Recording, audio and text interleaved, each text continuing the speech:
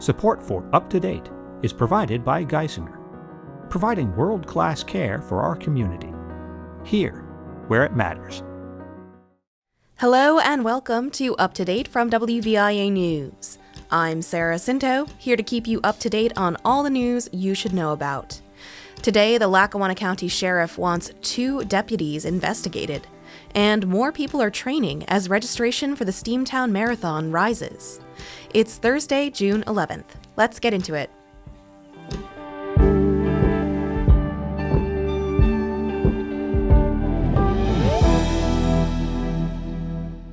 We'll start with the sheriff today.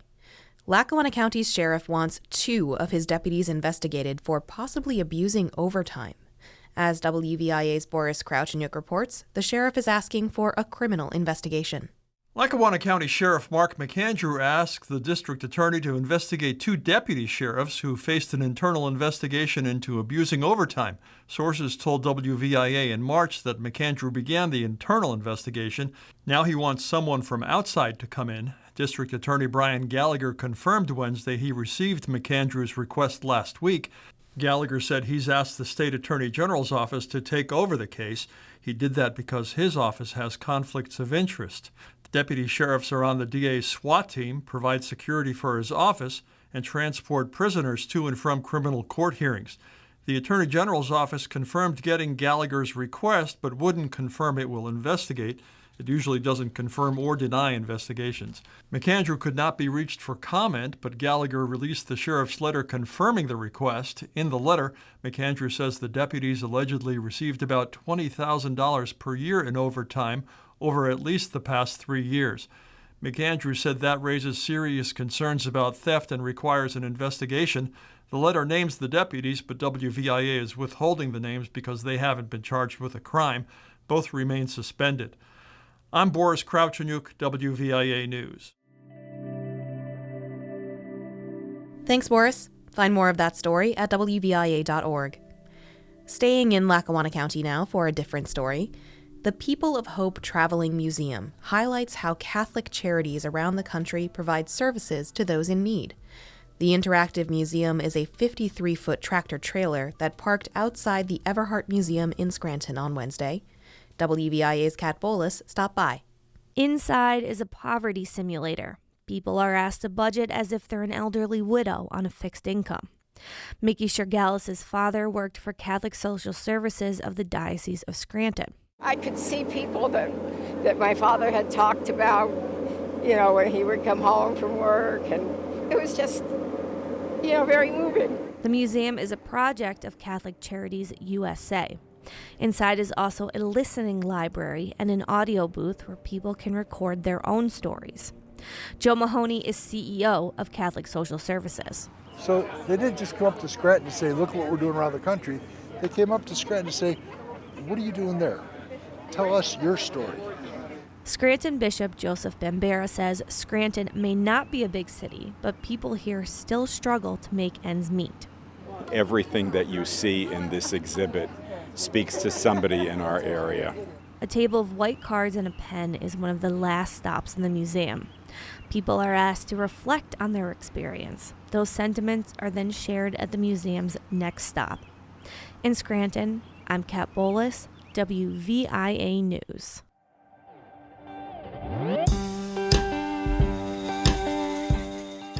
Thanks, Kat.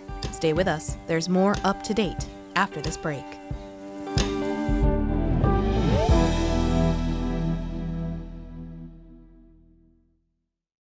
You know WVIA as your arts, news, and information station.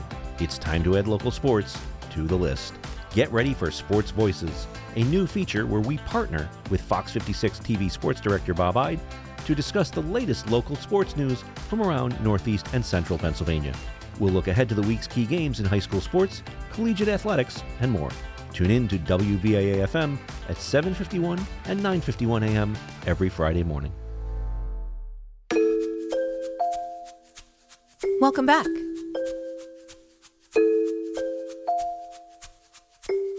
So, if you've seen more people out for runs lately, there might be a reason for that. Organizers are seeing a rise in registrations for the Steamtown Marathon in October. WVIA's Haley O'Brien found a group training for the marathon and spoke to local runners about their love for the sport. Every runner has a story. Kevin Hardings began when he was 62. I started running when I was 62. Oh, wow. And my first race was at 70 at the Pittston Tomato Festival. Took me like 8 years to get in shape. He ran his very first race in 2025 at the Pittston Tomato Festival, and he won. First race I ever ran in my life, I won it.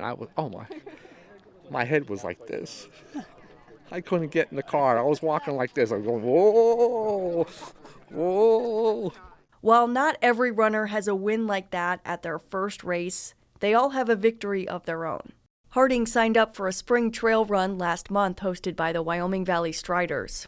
The challenging 5.3-mile course guides runners up and down steep hiking trails at Francis Slocum State Park. The Wyoming Valley Striders is a Luzerne County running group that has been around for 50 years. Linda Woyner-Krisnavage is the race director. We don't want people to think you have to be a member of the Wyoming Valley Striders to run in our races. You do not.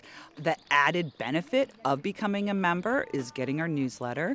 We have a discount for our bigger races, as well as stored discounts at Valley Running and Scranton Running. Scranton Running in Lackawanna County and Valley Running in Luzerne County serve as running hubs for northeastern Pennsylvania.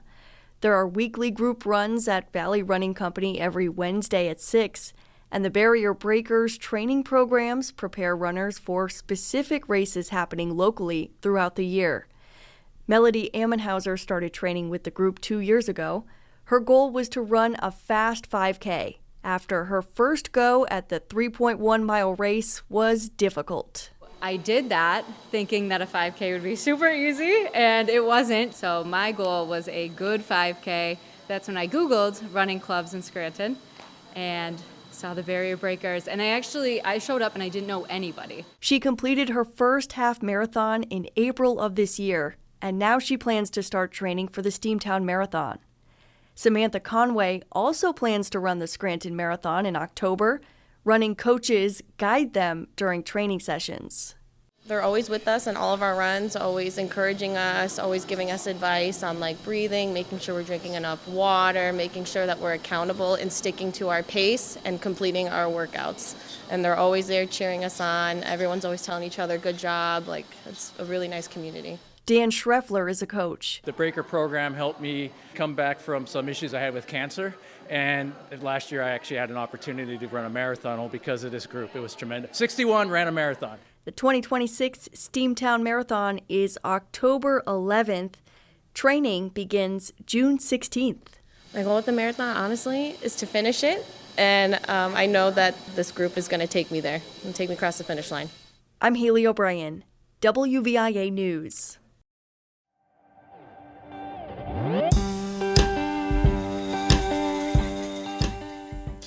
All right, I hope you're feeling up to date. Find more stories, as always, at WVIA.org. I'm Sarah Scinto. Thanks for hanging out with me today. One more show this week, so make sure you subscribe and tune in so you don't miss anything. Enjoy your Thursday, everyone. I'll catch you tomorrow, right here on Up to Date.